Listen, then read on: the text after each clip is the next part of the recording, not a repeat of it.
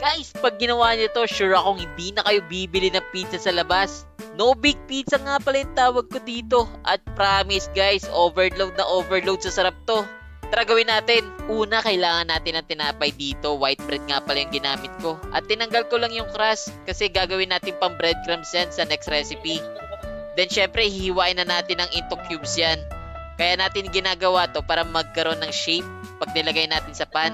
Nilagay ko lang yung 2 itlog para mag-bind sila o magdikit-dikit. At nung nagkulang, naglagay pa ako ng 1 itlog. At syempre, set aside muna natin yan. Dito naman sa isang pan, naglagay na ako ng margarine. Nung natunaw na, syempre nilagay ko na yung mixture. I-flat lang natin siya ng konti at tatakpan lang natin to sa mahinang-mahinang apoy. After nun, kung mapapansin nyo, medyo naluto na at ibabaligtad lang natin yan. At this point, nilagay ko na yung mga toppings. Tomato sauce nga pala yung inuna ko. Sabay nilagay ko na yung cheese na quick melt. Sabay naglagay din ako dito ng sliced ham. Pwede naman bacon yung ilagay nyo dito. Pineapple tidbits at mushroom, nilagyan ko din yan. At saka yung pang malakasang sliced onion. So yan lang yung mga toppings ko dito. Naglagay pa ako ng cheese talaga para namang overload na overload sa sarap yan.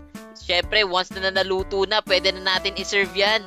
At promise guys, pag natikman nyo to, hindi na kayo bibili ng pizza sa labas. Tingnan nyo naman oh, overload na overload sa cheese. Samahan mo pa ng maraming hot sauce. Talaga namang panalong panalo yan. So ayun lang guys ha, please follow for more. Salamat!